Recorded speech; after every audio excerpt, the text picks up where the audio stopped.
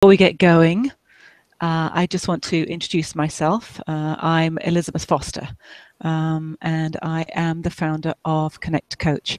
And Connect Coach is all about making a difference in people's lives. Basically, what we do is we connect coaches with clients, and we're working with Katherine, and Katherine is an incredible coach in many, many ways, and you're going to find that out very soon.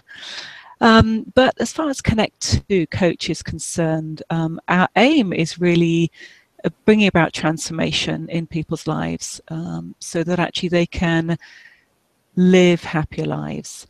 And we do this through collaboration. We collaborate with coaches to help them get their messages out there. We support them in making a difference in the world. And we basically, we help them raise their visibility, which obviously at the end will help them grow their businesses. So that's who we are and what we do. As you can probably tell, I'm English. I've only been in this country for a short length of time. But actually, in that very short length of time, I've seemed to have made quite a big impact on America. And I met some really cool people. And actually, one of those people is here with us today, and that person is Katherine Miller.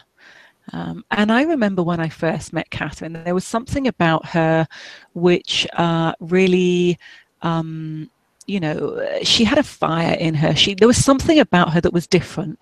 She really affected me in a way that a lot of other people, you know, I don't know, there was definitely something about her which there was a wow about her.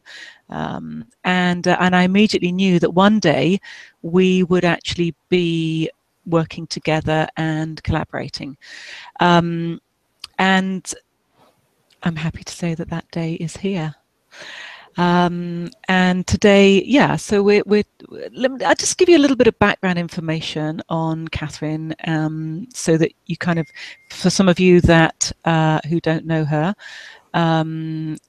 she's a certified health coach.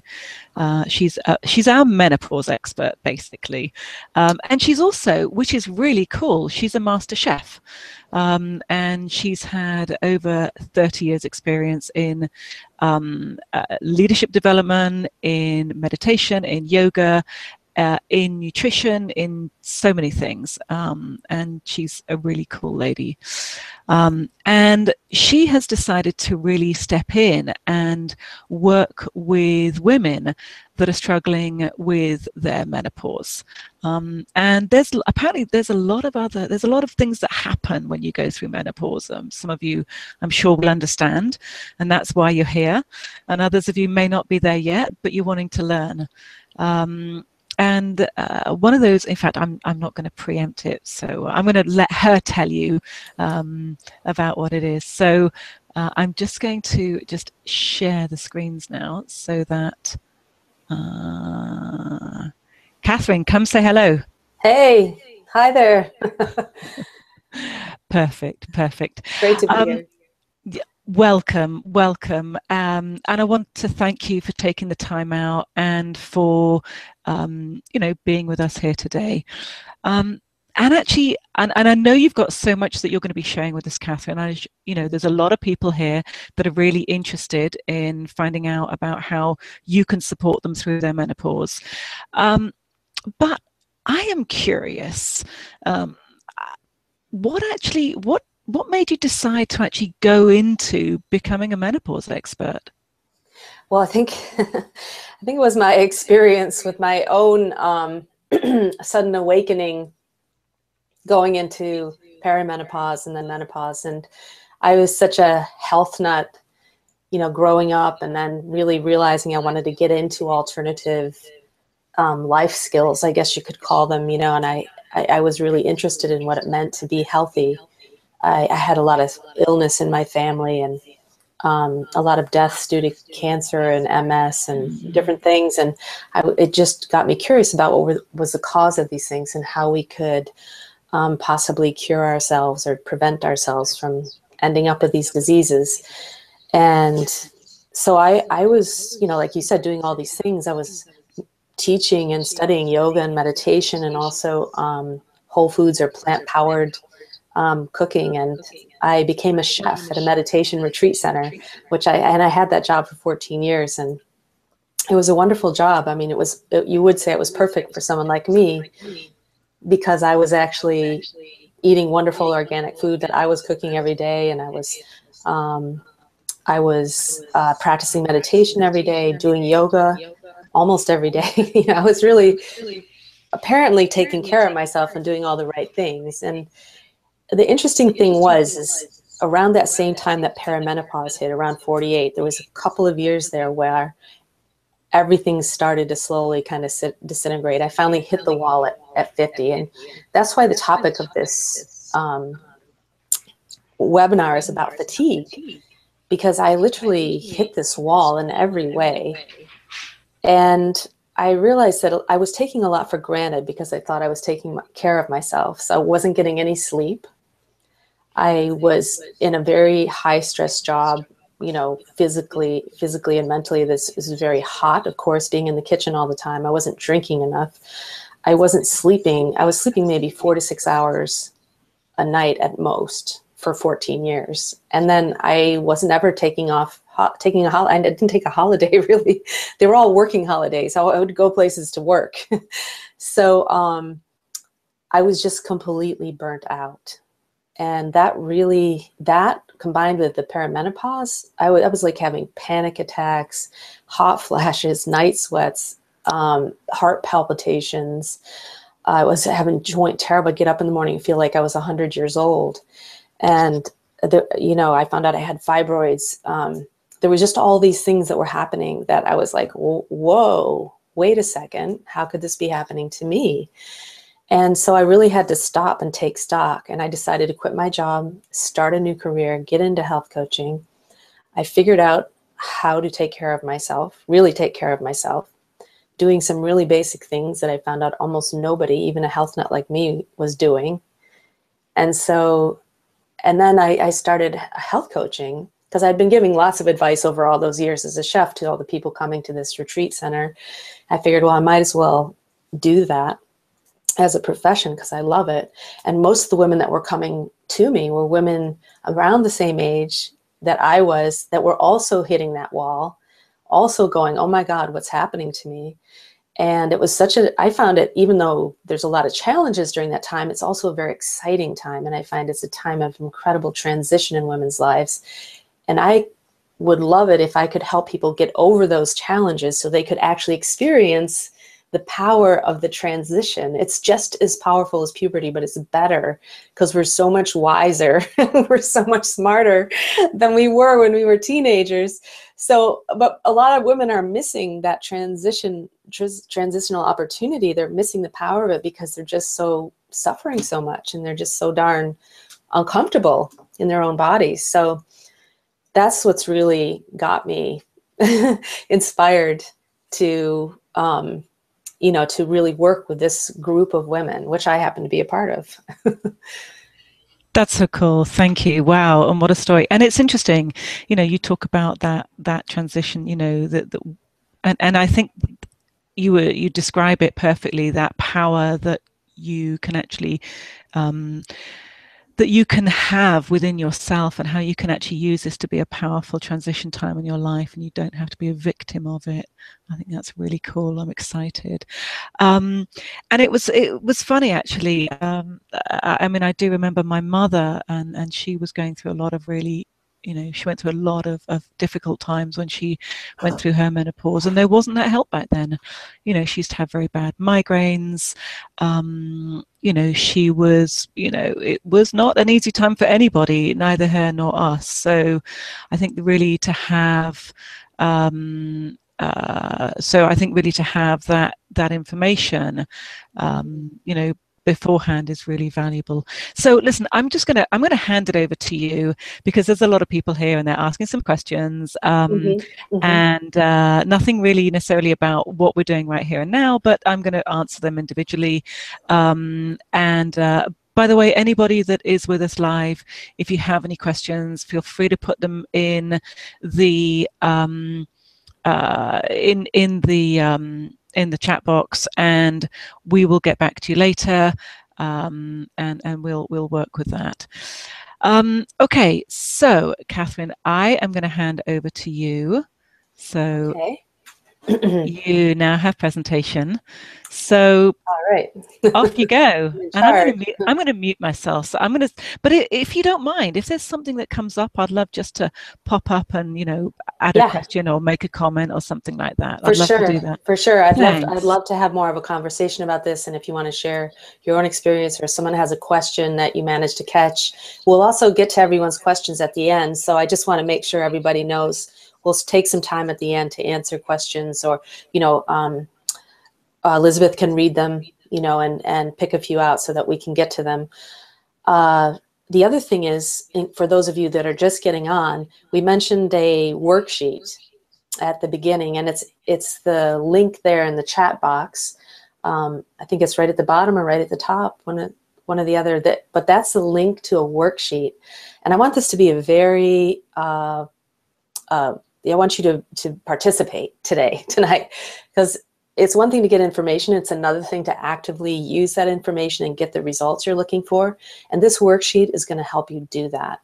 And so either open it up on your computer and have a pen and paper nearby, or you can print it out if you have access to a printer, and you can just write directly on the worksheet. So that's the first thing. The second thing is, I know we're all trying to multitask all the time, but one of my big tips to women in menopause is give yourself some times when you're not multitasking. So if you can today, just actually hang out and listen to this without doing a million other things. That'll give your brain a very welcome rest. So, so let's get comfortable. And I've told you my story about fatigue. Now I want to give you a little bit of a pop quiz here. So I'm going to share my screen with you. Great. And Elizabeth, you can tell me if there's anything wrong with this picture. I can see there is already. Hold on a second, because you can go back to the... So just bear with me while I click through all the slides. That's okay. We can bear with you. It's all good. Good. Just to let people know, the webinar is about an hour long. We are recording it, so you can. There will be a recording that you can actually go back and listen to if you need to hop off earlier. But hopefully you'll be staying with us, and then you can get those expert questions answered. All right. Back to you. Thank you. Fantastic. All right, pop quiz. These are a couple of questions that I needed to ask myself when I was really going through it, and I was really wondering what I had done wrong and how I could get the energy back. That was really the thing that allowed me to do what I wanted to do in my life. So the first important question for you is, do you have the energy to be the person you really want to be right now? Do you have the energy to be the person you really want to be right now? This is a yes or no question, obviously, but it's an important question. So just to let you know, you're not screen sharing right now. I'm not. Okay. No, just in case you thought you were. Oh, I forgot to hit the share button. There we go. Yay, now you're screen sharing. Perfect, okay. Thanks. All right. So if you answered no, it's not to feel bad about it. You're actually part of a huge group of people, mostly women, it seems. Fatigue has become an epidemic, especially for women going through perimenopause and menopause. And probably, just so you know, because it's such a mouthful to say perimenopause and menopause, whenever I say menopause, I'm including women who may be just starting to notice hormonal changes and may be on the other side. You know, maybe they're post-menopause. The thing is, a lot of these challenges are experienced over a long period of time, even for people who are in their 60s, you know, and feel like they should be way past it. Some of those people are still experiencing hot flashes. And if you're one of those people, then you know, don't feel alone. There's a lot of women in the same situation. So the next question I have here is, if you had more energy in your life, what would you do with it? If you had more energy in your life, what would you do with it? Now, the reason I ask this question is because unless you know why you want the energy, it's very unlikely you're going to do the things you need to do in order to have more energy. So this is a purpose goal. And it can be, look, I just want to have the energy to clean my house. That's fine. That could be very motivating for you. For a lot of people, though, that might not be enough. Maybe they want to go back to school, or maybe you want to, spend more time with your grandchildren, or have more sex. Maybe there's a lot of things that you would like to have the energy to do, but you're not able to do it right now because you just don't have it. So these are questions that are really good for you to know the answer. Now, I want you to write this answer down because they're important, and they will help you to set a context for everything that's going to unfold for the rest of the night. Okay, so one of the things I realized in my quest to heal myself and get my energy back was that the real culprit, menopause isn't the problem. Okay, menopause isn't the problem. The problem is usually chronic stress. Stress is the thing that makes us really tired. Okay, it's like chronic stress is when you experience stress every day, most of the day. And menopause itself is a transition. Chronic stress makes it a really hard transition. And I'll tell you, chronic stress, you'll know when you're experiencing it when you daily experience frustration, anger, fear. One of the phrases I hear a lot is, I have unending demands on my time and attention. And this comes in a lot of different forms. So it could be your daily commute. It could be taking care of sick family members, working too many hours, especially in front of a computer. There's relationship issues. There's financial issues. There's weight issues. There's all kinds of things that could be causing chronic stress.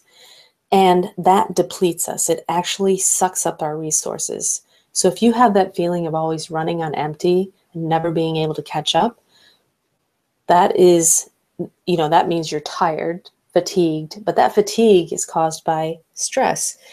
And the interesting thing is that there's some stress we can't control. Okay, our boss is in a bad mood. Our husband's nasty to us. The kid gets sick. Those we can't really control, but a lot of this I discovered through myself is that a lot of the stress we experience is self-induced. It's not from the outside. It's from things we're doing, and we're not even aware we're creating this stress. So the things I'm going to show you today are things that are going to help you get rid of that self-induced stress.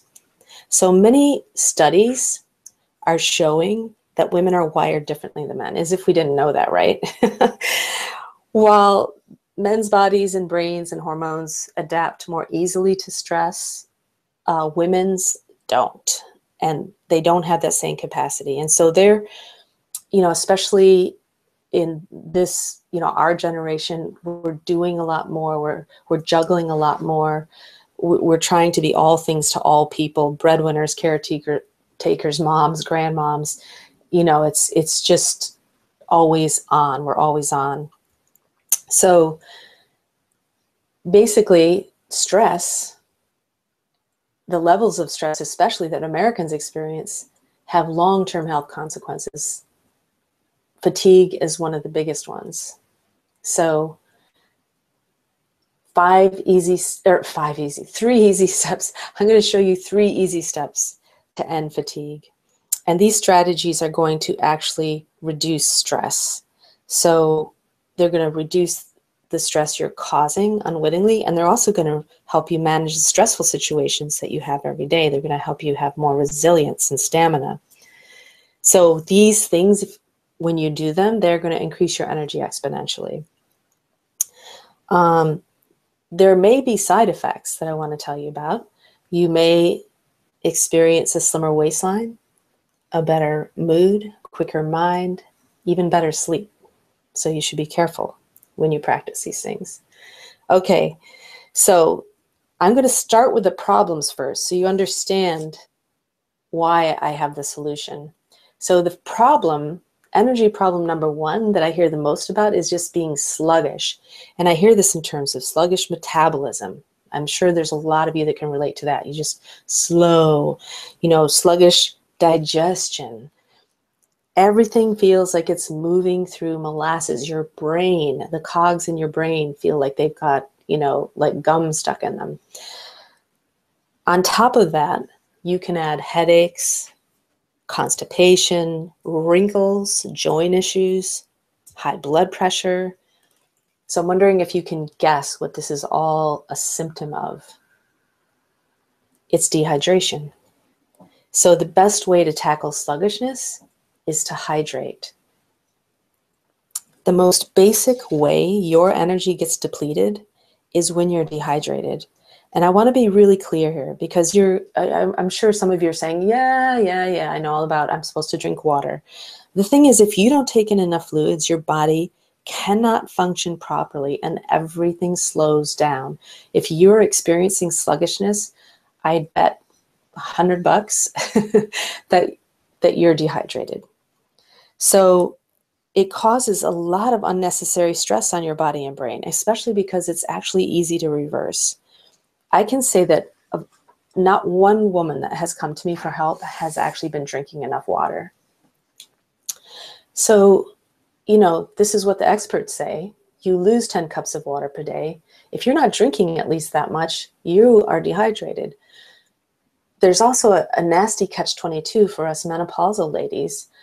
Hormonal changes in menopause make it really hard to hydrate. Bummer.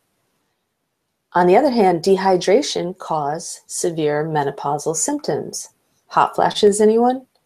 I mean, even mild dehydration causes terrible increase in stress hormones. And then there's this whole cascade of things that happens to your thyroid, your sex hormones, and your insulin. This is not a good thing. So, I want you to take this first step. This is the easiest step for you to take to get your energy back. And I can tell you because I've done this with many, many women. I've taught them how to turn this into a habit. And there's some things on the slide about what some of the women have said, but I just want to tell you about one woman in particular. She basically, and this has happened with dozens of people. Basically, they come to me and they say they're suspicious because they say, I don't understand what's happening to me. I have so much energy. My mood is so much better. I have people coming up to me and saying, wow, you look 10 years younger. Did you lose weight? And I haven't lost any weight, but I am drinking water. That's all I've been doing for 2 weeks. I'm just drinking more water and peeing like crazy, but I feel so much better. What have you done? And they act like I've cast a spell on them or something. And I have to just, say to them, look, this is probably the first time in your life that you're giving your body the water it needs to function properly. And that's why you feel so much better. So take that to heart. So how much water do you need? This is the big question. Now, I just count water as water. I don't count the water in fruits and vegetables or the water in soups and things like that because we don't get enough anyways and we need more when we're menopausal. So I'm just talking about straight water here. And if you want to stretch it, include herbal teas. So you need to take your weight in pounds. For those of you who might be in the UK, you're going to have to convert stones to pounds. You take your weight in pounds, you divide it by 2, and that's the number of ounces in water that you need to drink every day. So if you weigh 128 pounds and you divide that by 2, it's 64. That's 2 quarts or pretty close to 2 liters that you need to drink per day just for maintenance. So now look, if you sweat a lot, if you have a lot of hot flashes or night sweats, if you exercise a lot, if you're in a central heating or you're in a dry climate, then that means you have to drink even more water. You have to figure out what's right for you. And you know if you're drinking enough water, if when you pee, it's a very pale, like lemonade color. If it's darker than that, you're not getting enough water. So what's the first thing you can do? These are the hydration hacks that I recommend. This is what makes it easy for you to do this. First thing in the morning, you get your 16 to 32 ounces. That's either a pint or a quart.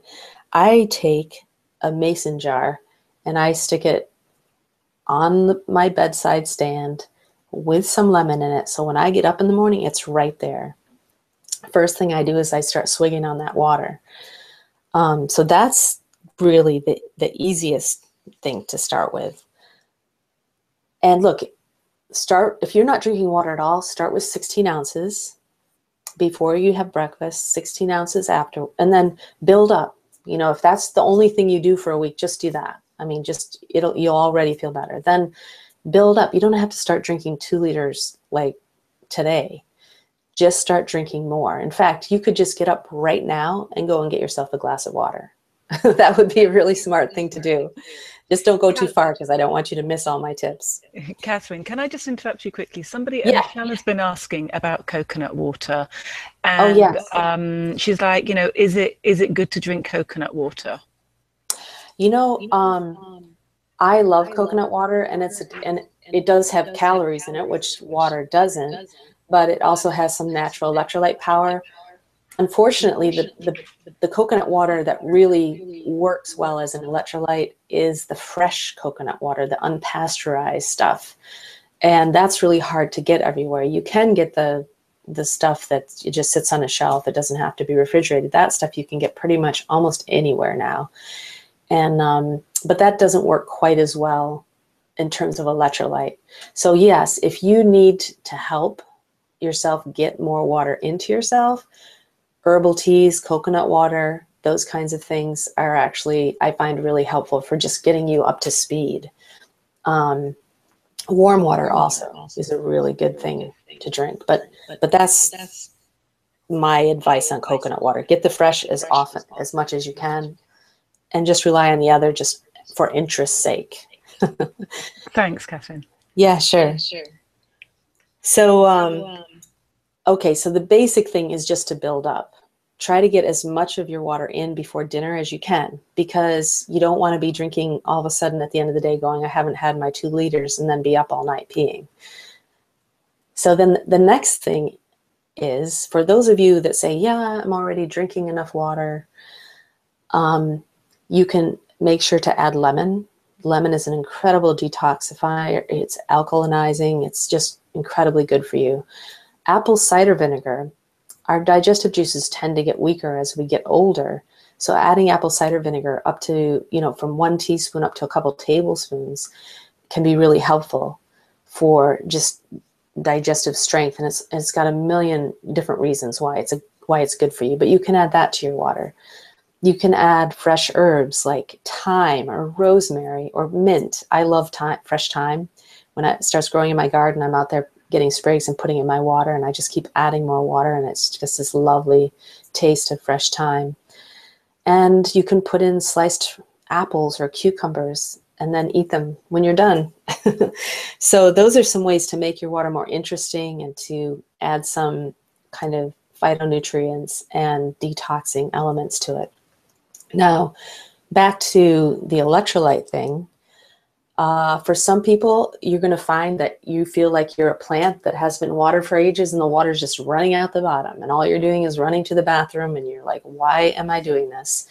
So stick with it. What's going to happen is your thirst mechanism is going to be initiated soon. It takes a while. All of a sudden, you'll be like, oh my God, I'm so thirsty. And that might even take a couple weeks. For some people, it takes quite a while. So keep drinking that, sipping on that water. You can also add electrolytes. Electrolytes are minerals which help you to absorb the water better. And you'll know that a lot of Athletes use electrolytes because they sweat a lot, but anybody can use electrolytes to help them rehydrate better. I like to use them when I'm traveling. Emergency is one, but that also has some sugar and some fillers in it. So I really love, there's a couple of liquid electrolytes that I use when I'm not traveling. And that's one's from a brand called Trace Minerals, and the other one's from a brand called Light Show, Lyte Show. And they both have a wonderful amount of magnesium and lots of other minerals in them, which are really helpful anyways, because we tend to be low on minerals, but they're very good for helping you rehydrate. So now, those are my hacks really quickly. But now what I want to find out is if you're having a sort of a secret fear here that no matter what I tell you here, it's just too much. You're already overwhelmed by a million things. And how are you ever going to remember to drink water and do all that? So this is where your I did it tracker comes in. This is the worksheet. It's on the worksheet that I gave you. And what I find is this is the psychological opposite of a to-do list. Because on a to-do list, you're basically writing, it's endless. Aren't they just endless? You just write down things, you check them off, and then you just add another thing there that you're supposed to do. There's everything that needs to be done in the future, and it's never done. So the I did it list is about you tracking your new habits. And every check you make builds on the last one you made. It gives you a visual of your progress and how much better you're doing. So in that number one spot, I want you to write down what new habits you're going to, around this hydration thing, what is it you're going to do? Because probably, I'm sure 90% of you aren't doing all of these things at least. So if you're not drinking your water first thing in the morning, put that down. Check off the AM slot. And then tomorrow when you get up, just start checking off when you do it.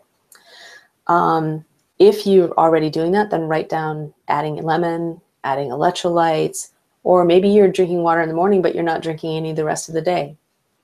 So write that down in that slot. So you're using this to make a commitment to yourself. And that commitment is to adopt simple new habits, the ones I'm going to show you today, track your progress, monitor your results, and reward yourself. So you can see I have a little energy bar at the end, and it says, okay, on a scale of 1 to 10, where would you say your energy is at normally? And then after you practice this, where is it at? So you really get to see, and then this is really not about being perfect. This is about being consistent. It's about being better than you were. Not, if you miss a check one day, just keep going and check the next day.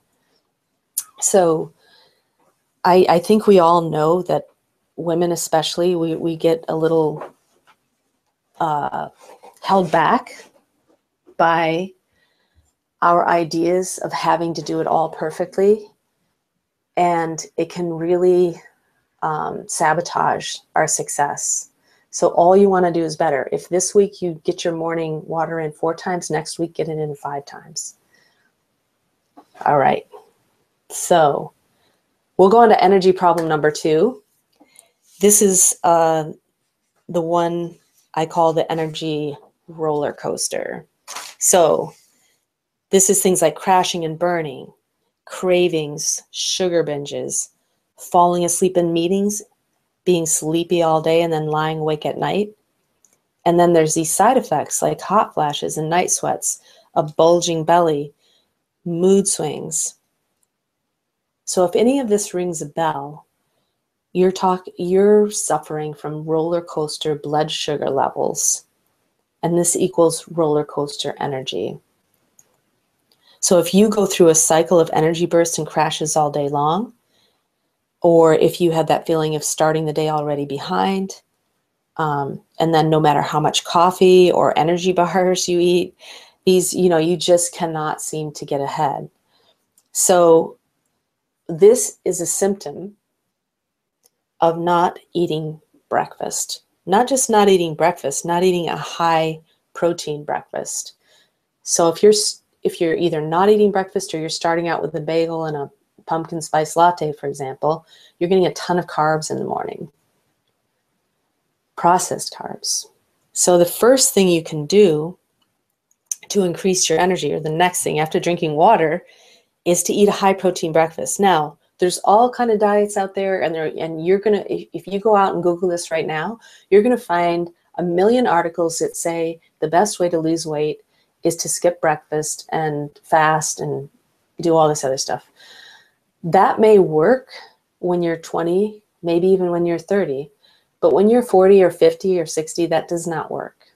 Okay, and really, we need to start respecting the fact that our hormones are in a different place than they were when we were 30. You know, I could go without eating breakfast when I was 30. I could lose, you know, a couple pounds in a day by doing that. But it didn't help me when I finally got into perimenopause later on. Catherine, So, I just wanted to interrupt you there because I personally have a real, I just have no appetite in the morning. yeah. And for me, kind of, you know, like eating food, it's just kind of, it's difficult for me. So, I mean, tell me how I can, you know, kind of actually create an appetite, because I understand what you're saying, that it's a really important meal to have, but how can I actually create an appetite? That's a really good question. So the way I recommend creating an appetite is, first of all, to start out small. Like I don't like to tell people to force themselves to eat. So what I find is the first thing is you start with the water, and what you might find is that actually once you kickstart your stomach with the water in the morning, that you actually will have more of an appetite. Suddenly you'll feel hungry. That may happen. I'm not saying it absolutely will, but that often happens. Okay, so that's the first thing. The second thing is to look at how you eat during the rest of the day. So if you eat a much smaller dinner and you make dinner your smallest meal rather than your biggest meal, because most of us have been taught, you know, have small breakfast, small lunch, if any, and then you eat a big meal at dinner. And once you get into perimenopause and menopause, this really doesn't work anymore. So, so the idea is to start working from the other end. Start eating less at night, maybe even go to bed a little bit hungry. And then when you get up in the morning, I'll give you some ideas on what you can eat in a moment here. Have a little bit to eat. You know, don't think you have to sit down and eat a steak in the morning right away. You just want to start switching your it's like a circadian rhythm. It's a hormonal rhythm that you have. You want to start edging that towards a different kind of balance. So does that make sense? Yeah, it makes total sense. And, you know, just to do it bit by bit. And actually, you're right. My biggest meal is in the evenings. So I guess that by changing it around, then I make a bigger meal. Then if I have a smaller meal in the evening, then I guess I would be hungrier in the morning. So that makes total sense. Right. Yeah, exactly. And look, socially, it's not an easy thing to do because, you know, we have partners or spouses or friends, and especially if you live in New York like you do, it's like, oh, let's go out at 9 and eat dinner, which is like, oh, no wonder you're not hungry in the morning, you know. So what I say to people is, look, go have a couple of olives, you know, have a nice, you know, have some kind of a drink that you enjoy. Try not to have too much alcohol because that'll upset your sleep and things like that. But, you know, just try to tone it down in the evenings. So you're still going out, you're still having fun, but you're not like going out and having like a big pasta meal or, you know, a huge 3-course dinner at 9, 10 at night.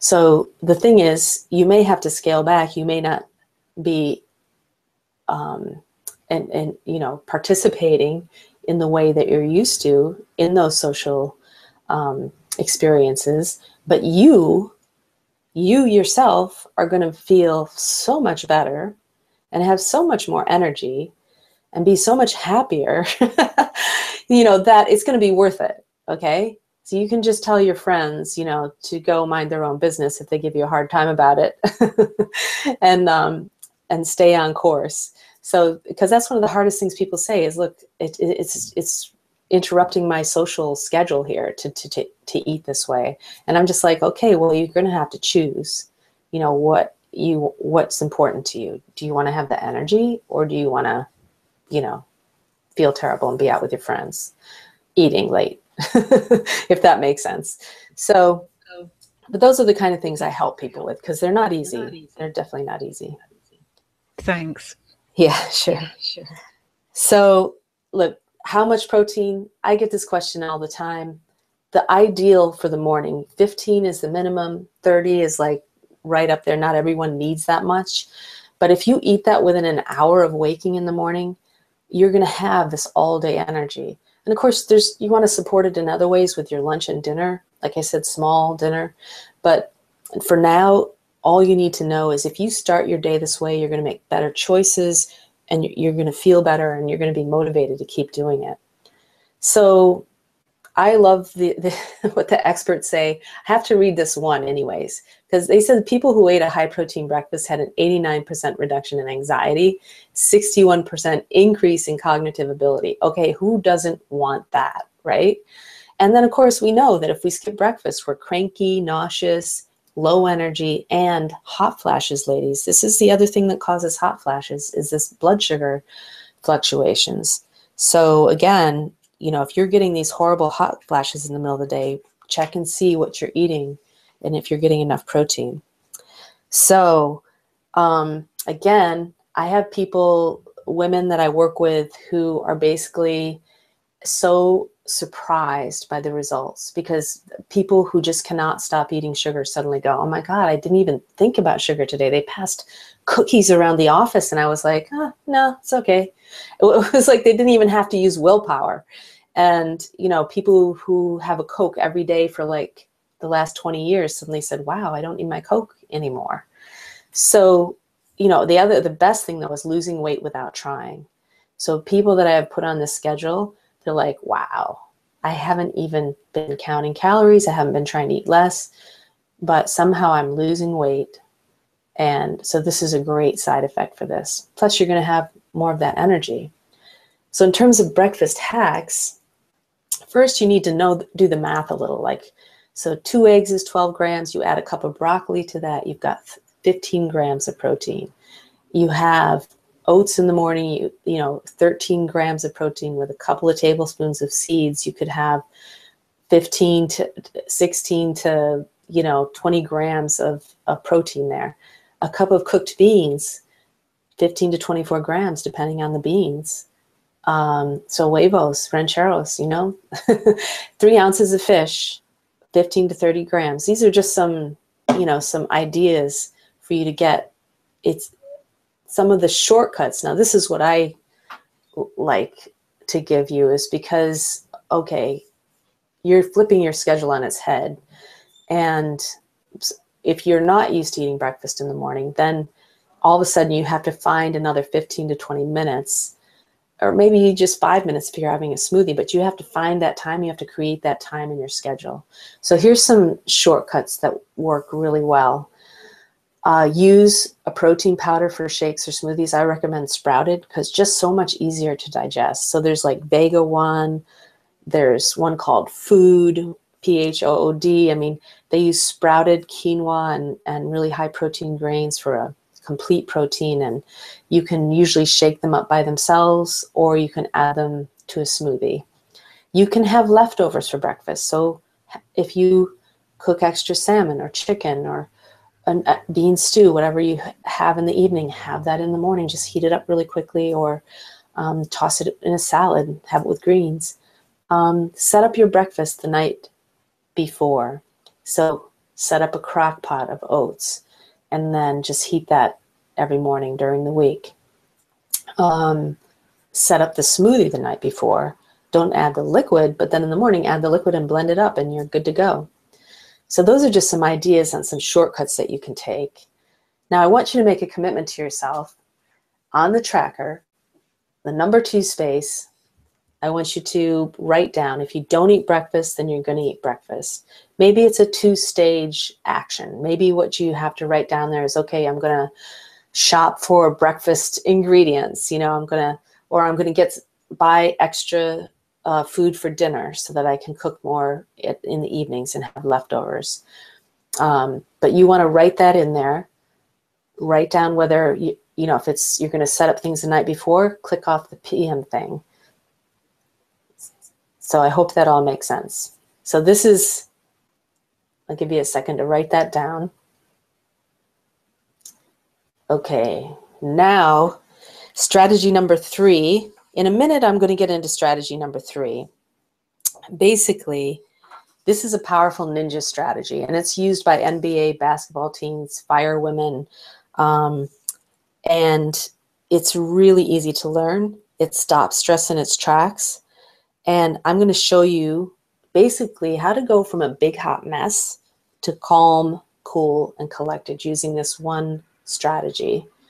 So before I do that though, now that you can see that the end of fatigue is in sight, I've given you 2 powerful but really easy and effective steps that you can take to immediately increase your energy. Sometimes just within a day or 2, you will feel a difference right away. So now that you've seen that you can do that, I want to talk to you more about the other menopause madness we go through, okay?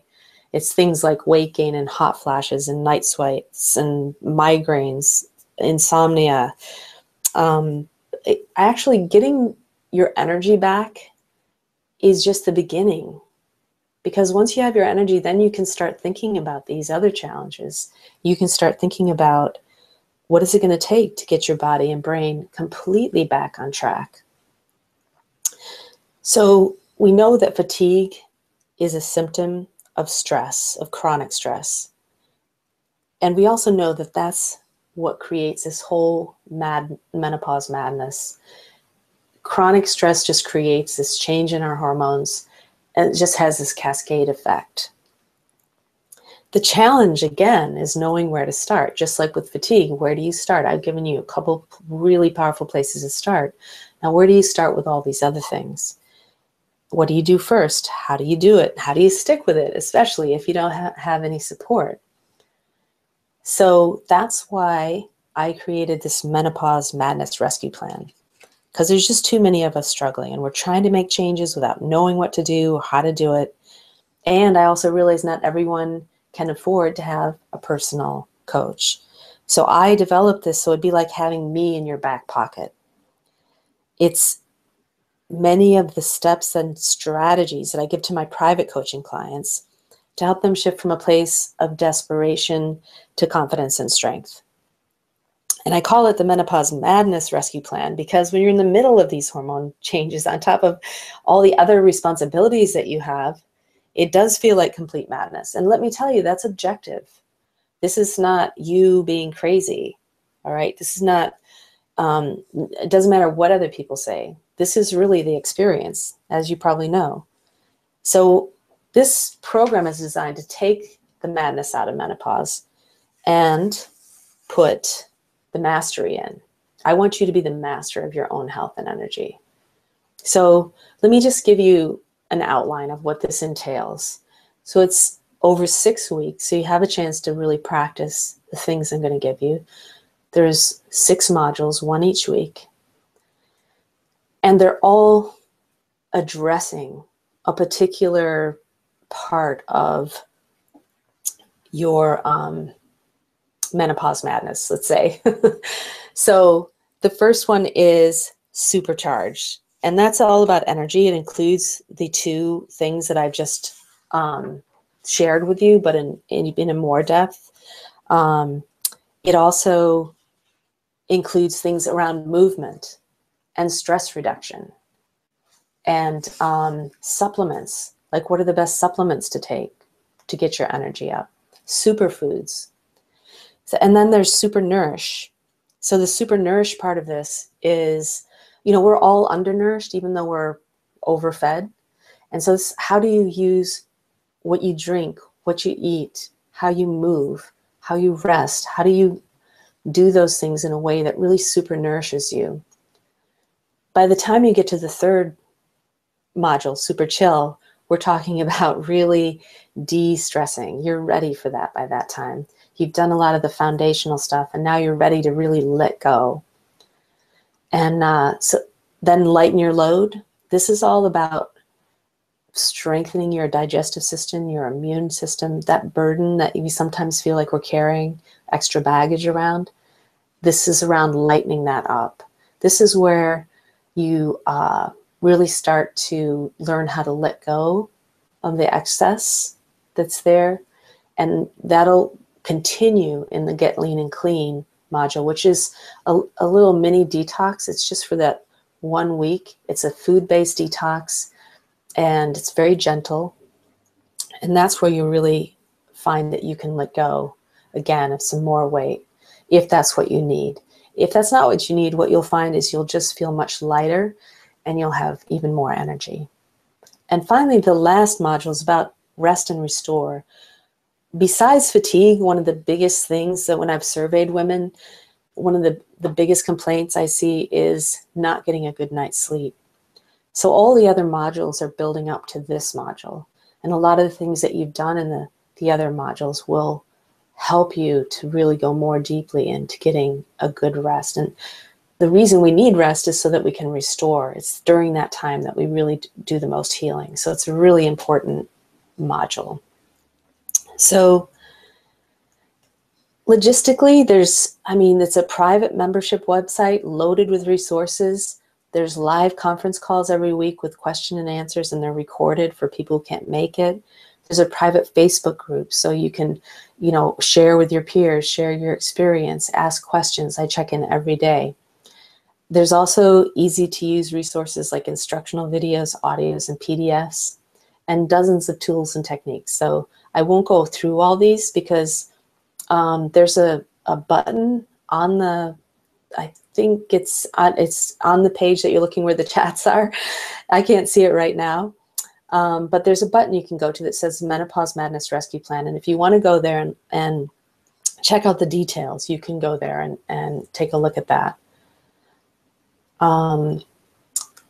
Basically, I want to demystify and untangle your experience. I want you to find the right supplements and superfoods.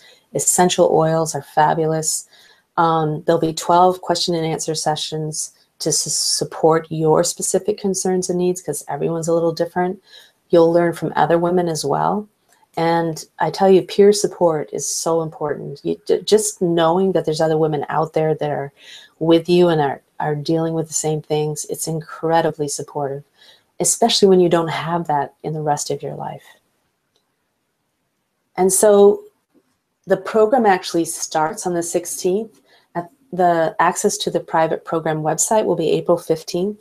And then our first live conference call is April 16th at 11 a.m. Eastern Standard Time. And that's going to be, I go over every Saturday, I'll be going over the modules, and I'll be talking to you about what that module is about, why the things that are there, like why they're going to help you, like to de-stress, why I picked those things and why they help you to de-stress. And then in the question and answer, we'll talk about individuality and how you can decide what you're going to follow up on. So your investment, now look, when I design programs like this, I think about how much time I'm putting in, personal time, and how much I'm going to connect with people and how much content and what the length of the program is. So normally I would be thinking about $800 or something. But look, I've talked to many of the women that are on my email, my newsletters. I've done a lot of surveys. And one of the things that women have asked me for is a more inexpensive way of working with me, and a way to participate more that wasn't like having to have a private coach. So I've made this really reasonable at $397. But because I appreciate and want to reward any effort that anyone makes towards dealing with the challenge of menopause and learning new habits and things like that. For people that are here and that registered for this webinar, I'm offering a $100 discount. So it's $297 for the whole 6 weeks. And I just want to make it possible for you to do this. It's really important to me, as you can see from the other things that I've done on this webinar, that you not only have information, but you have a way to follow through. So you'll also have a tracking sheet, much bigger than the one that you just got. That was just a small sample. But for each week, you'll have a way of tracking your results and seeing, you know, how that works and building habits that actually, you will actually have a foundation. So the way to get that is to use this promo code Meno Madness, and it's good till midnight tonight. This is the last time I'm offering this. I've been offering it on all the live webinars I've been having this past week, but this is the last night it's available. And just for those of you that even that's a little challenging, I'm offering a 2-payment plan of $160 each. But if you hit that button, the Menopause Madness button, you'll see that below. So this is a client of mine. I wanted to share her testimonial with you. This is someone that I've worked with privately, but basically, as you can see, I'm sharing the same things with her that I'll be sharing with you. And she just had an incredible, I think she had the same challenge that many of you are having, in that she's trying to figure out what to do to combat fatigue and hot flashes. This particular woman, she couldn't take hormone replacement therapy. That wasn't an option for her.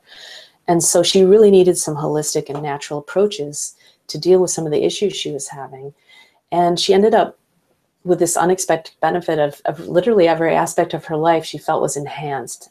And she had also she has a very high stress job in the financial industry. And she just felt like she was able to deal with that stress so much more effectively without the negative effects that it had been having on her. So that's just one person there. So before we go into energy problem number 3, I just want to say, you know, if some of you are just saying, oh my God, I just can't handle, I can't handle another thing to do. I understand, you know, you're juggling a lot of different things, you're overwhelmed.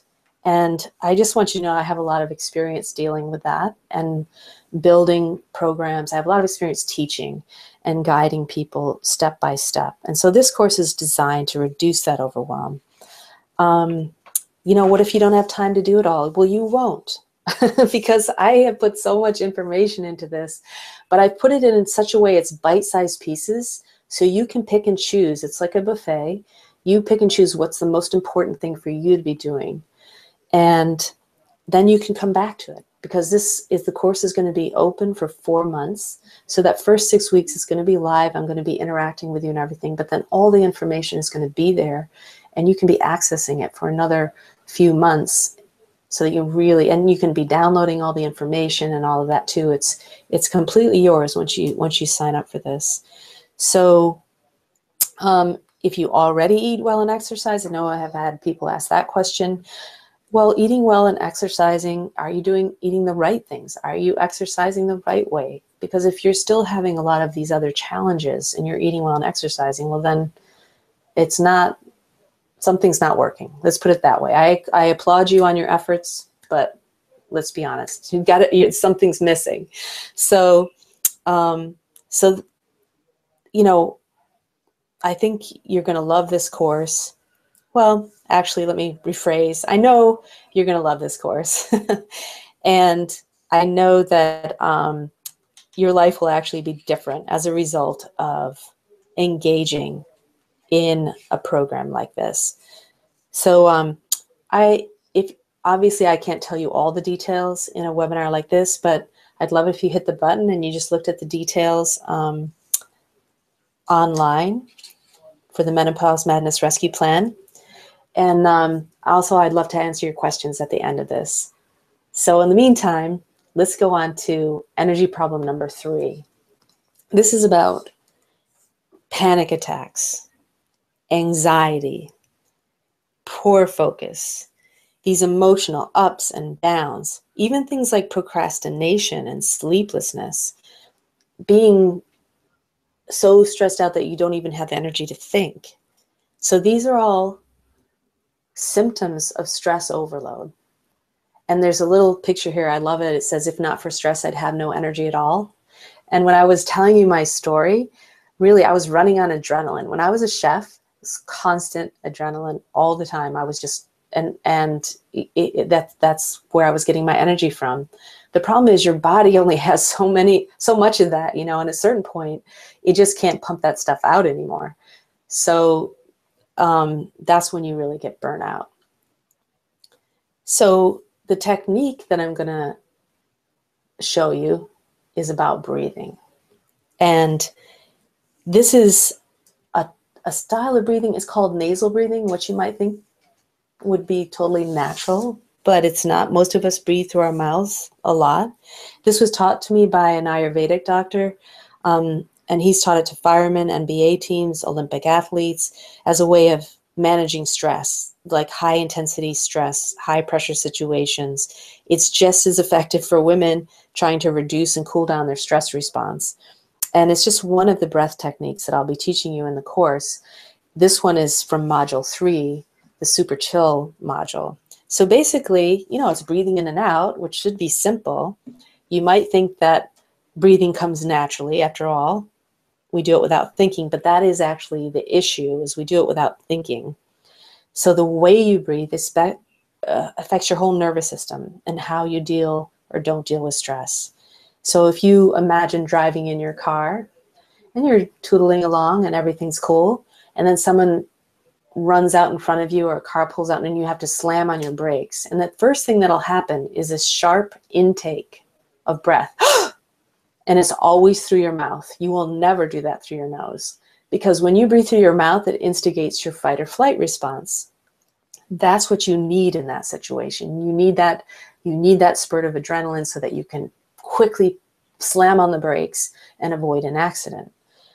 The problem is when you're in fight or flight mode because of your work, because you're worried about money, because you have an abusive partner, or your teenager's acting out, or your boss is like being terrible. Who knows? It's like there's a million different things that can be causing this stress response, and anything you're worried or anxious about.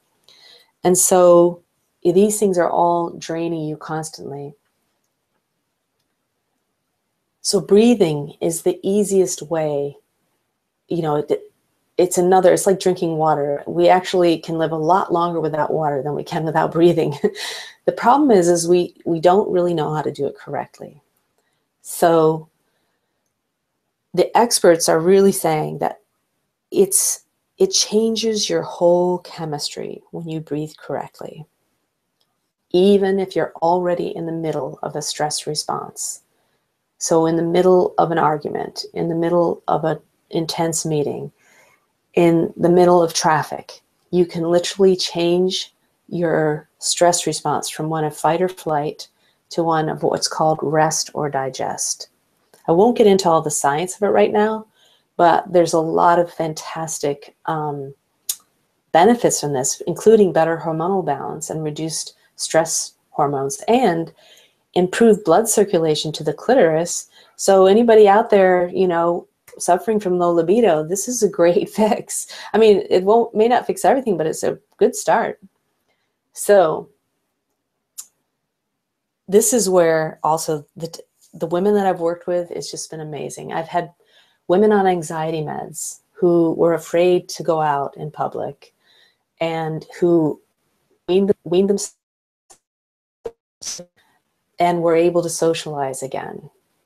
I've had people just say their brain fog has completely cleared up. I mean, the results have been fantastic. So this, again, it's this incredibly simple thing, but incredibly effective and powerful. So hacks for breathing. Okay, easy peasy. Whenever you feel tense or can't think clearly, you take calm, deep nasal breaths. And the cool thing is you can literally do this anywhere, anytime you're not talking. So then you can practice that right now. You can just breathe close your mouth, breathe in and out through your nose. You don't even have to time the breaths. You don't have to do anything rhythmically. You just breathe in and out through your nose. You can do it in the morning or in the evening when you wake up or before you go to bed. You can do it before meals. I recommend doing it before meals because then you switch into your rest and digest mode and you get a lot more nourishment from your meals. You digest everything better. And it's a good way, a moment to think about that. It's like a prayer or something. And you can just do it for a few seconds up to a minute, and it will have a big impact. Okay, so this is something we can try together. This is called a bellows breath. And so some of you have heard of diaphragmatic breathing, and what happens is your belly pushes out when you breathe in because your lungs are filling. And so it pushes down on your guts, and then your belly pushes out. And then when you breathe out, your belly actually goes in because you're using those abdominal muscles to push up on your diaphragm and push all the breath out. So you might have to have like a tissue nearby because we have a lot more fluid in our nasal passages than we realize. And you don't want to, get your computer screen all splashed up. But I will sound a little bit like Darth Vader, but I want you to understand, just how powerful this breath is. So basically what you do is you inhale in and out through your nose, really deep, full, and fast. And you can do this for up to 30 seconds. I'm just going to do it for a few. So it sounds, and your diaphragm is moving in the way that I mentioned. So it's like a bellows. Okay, so here we go.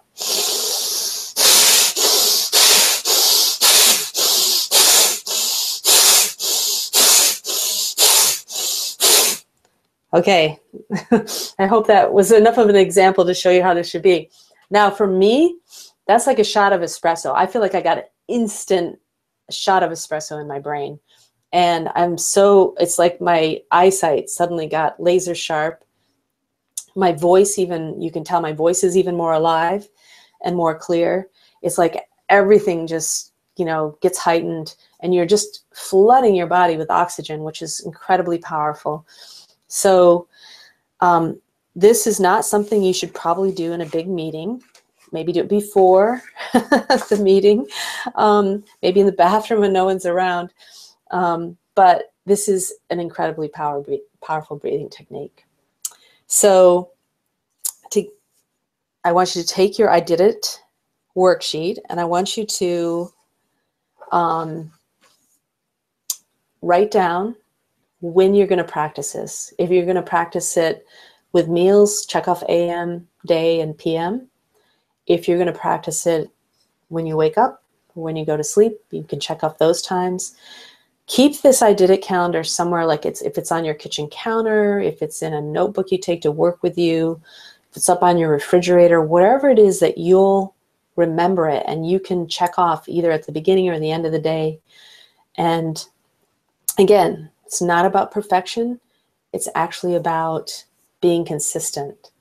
So now that you have these really 3 powerful techniques, and they're in 3 very different areas. One is what you drink, one is what you eat, and one is how you breathe. They're 3 very different techniques on how to manage your energy and really get big returns for practicing these habits consistently. So I want to remind you that that's what the Menopause Madness Rescue Plan is about.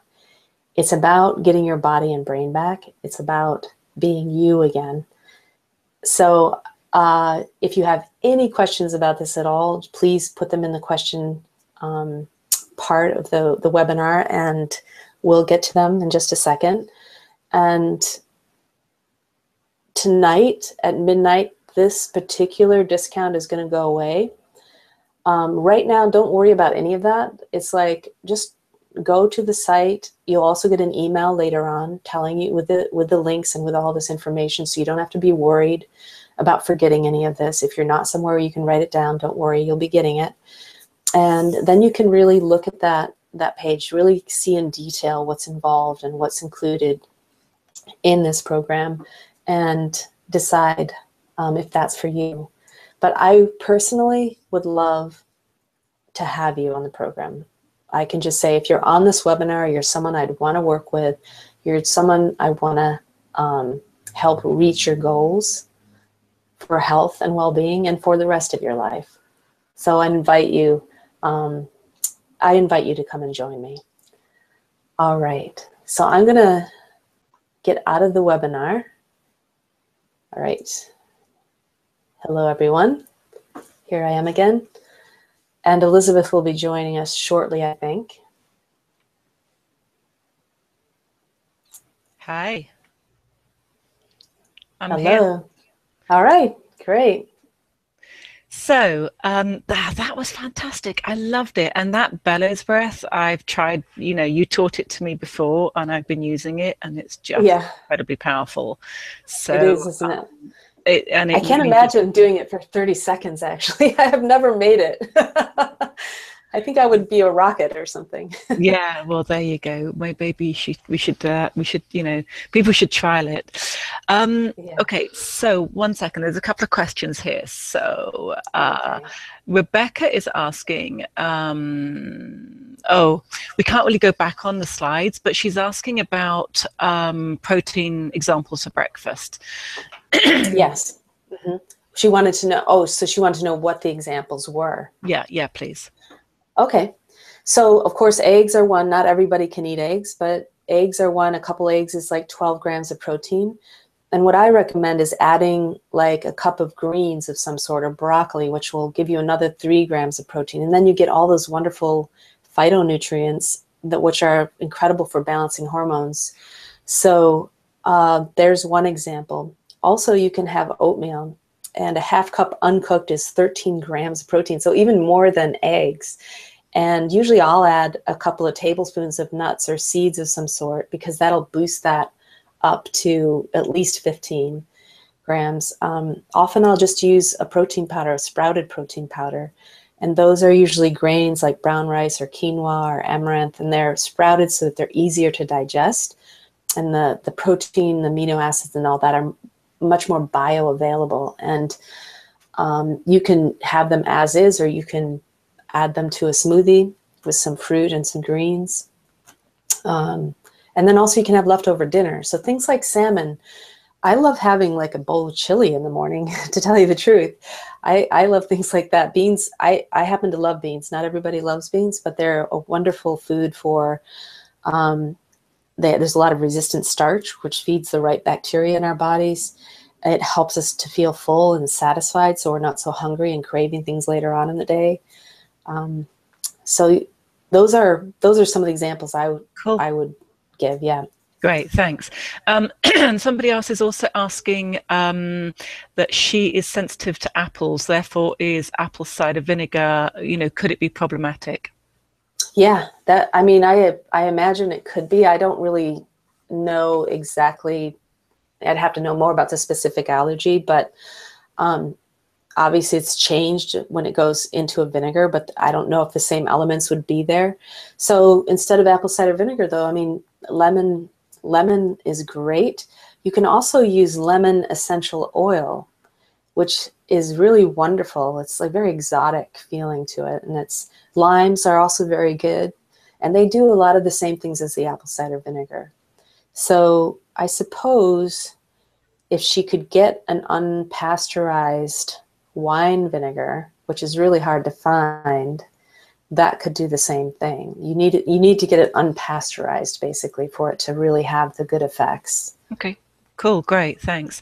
And then Michelle is asking questions about Greek yogurt and asking, is it good to use in smoothies with coconut milk and flax seeds and greens and things like that? I personally, I know Greek yogurt is a big thing now, and it's got so much protein in it. And so if when I'm looking at things online, there's a lot of recipes that include Greek yogurt.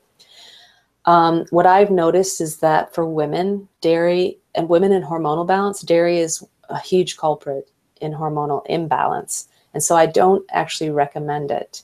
Now, there are some people that can do dairy, and usually they're people who, for generations, have evolved to eat mostly dairy products, and that would be, maybe Scandinavian people, or people who, so you kind of have to figure that out if that works for you. But I would say for most women, dairy is not a good food for hormonal balance, unfortunately, because Greek yogurt, it's an easy thing.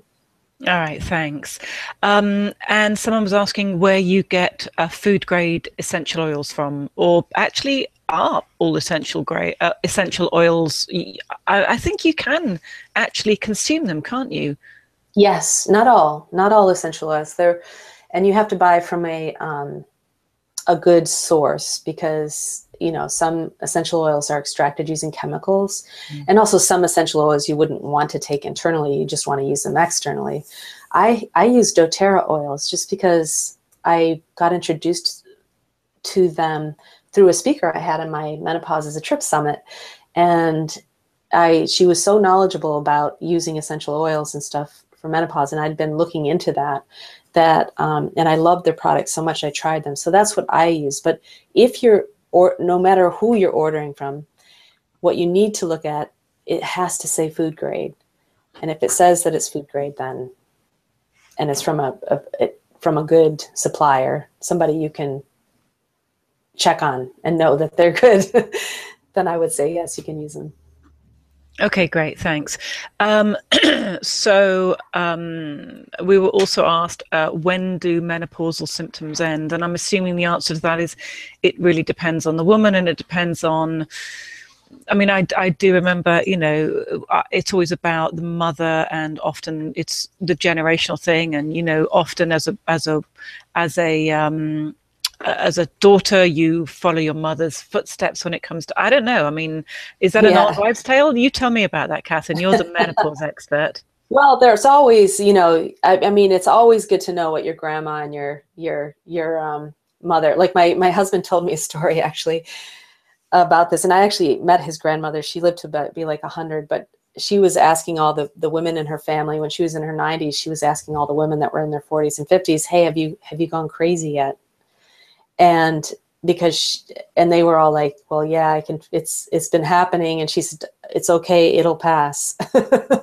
So I thought that was kind of interesting. But what happens a lot of times is we never think to ask our mothers or grandmothers until it's too late.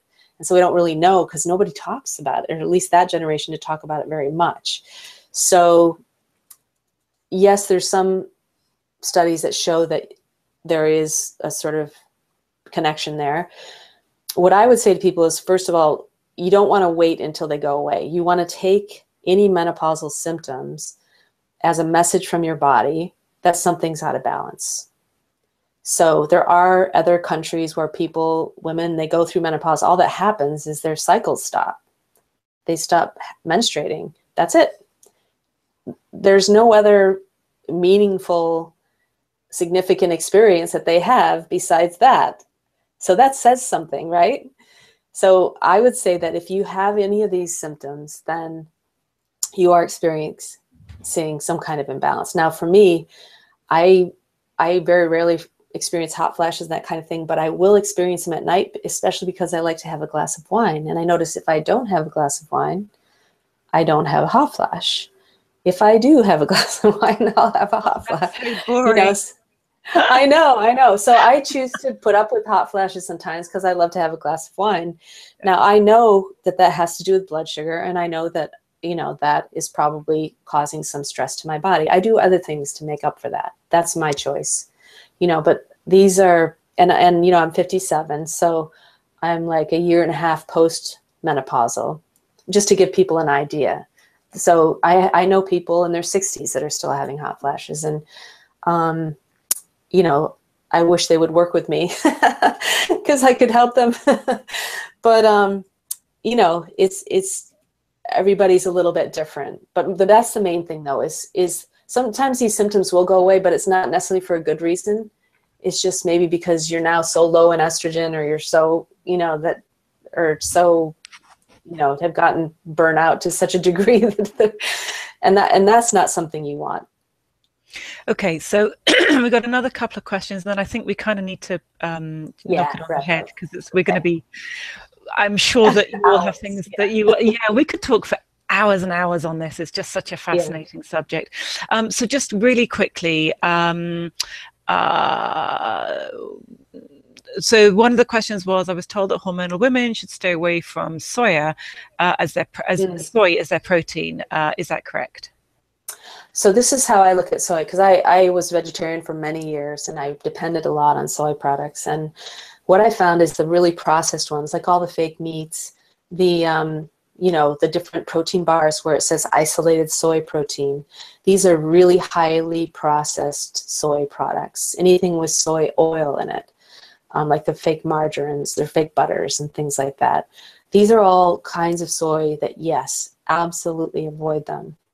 Now, when it comes to miso and organic tamari or soy sauce, or I said miso, tempeh, and even tofu, I find tofu and edamame are fine foods for me. And a lot of the studies that are out there will say that there's isoflavones and different things in the soy which are actually protective against breast cancer and against a lot of the estrogenic problems that we experience in perimenopause. So I feel like the absolute answer is stay away from all the really processed stuff. If you're a real purist, eat only the fermented soy foods because they have a lot of protective factors in them. And if soy really works for you, then you can also include tofu and edamame. And this is you've got to kind of experiment. You got to test it out in your body, see what actually feels good.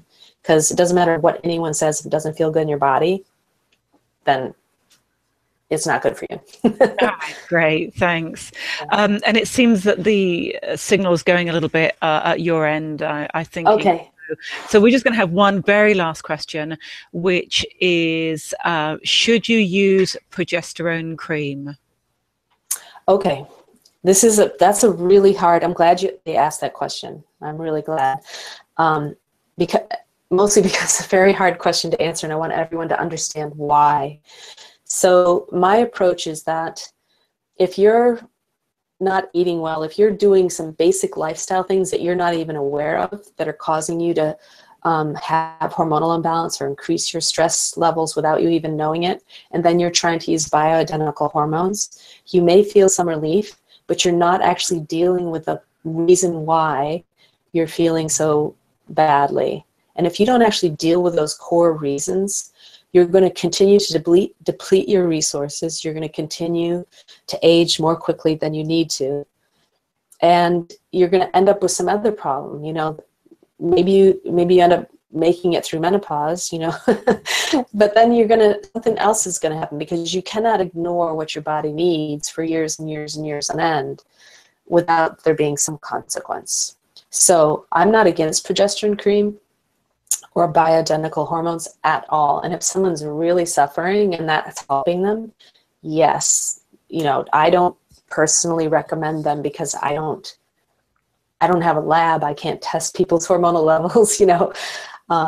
I can't work with people in that way. What I can do is figure out what's causing them to feel the way they feel, what type of lifestyle practices they're doing that might be causing these problems, and then help them to switch those out with better things so that then they can start healing themselves from the inside out. And that's the whole thing. You want to have longevity, you want to be young, no matter what age you are, you want to, have energy to do all the things you want to do till the end of your days. You really got to work on the core issues. So that's what we're dealing with here. And I personally use progesterone cream. I only just started using it recently because I tried everything else I could try before I started using that. So just to give you an idea. Thanks, Katherine. You've just given us so much information and knowledge, and you've got great wisdom on this. And I just know that everybody who's on here, you absolutely really should be signing up, because I mean, this offer, when you brought it up, I was like, really? That much? That's like crazy little. But anyway, I think it's incredible value. And I think that it's just, it's great for people to really to really get out and you know, to take part, and I'm going to be in there and joining in as well. I think it's just fantastic. So wonderful. Thank you everyone for coming along, for sharing your questions, for being with us. I mean, I know that we've gone on like way longer than we anticipated, but it's just a lot of really cool information, and I think that this is really fabulous. So we'll be sending out an email with the details for you to connect with Katherine anyway, and I would really highly recommend that you take advantage of this program that she's offering, because it's just, number one, it's great value, but number two, it's really going to help you, and there's a lot of excellent content there. So Katherine, thank you. It's been wonderful. I've really enjoyed having you here with us, and you know, just thank you. It's wonderful. It's wonderful. Thank you. I really appreciate you making this possible. It's so much nicer to have a conversation around all of this. And also and thanks for everyone that showed up, because, you know, I really want to support in every way your movement forward into having the kind of energy you want to live, the kind of life you want to live. And freeing up women is my goal, is free them up so they can really do what they're supposed to be doing here. So, which is, we're going to change the world. That's the way it is. So that's cool. That's cool. Katherine, thank you, and good night, everybody. Bye-bye.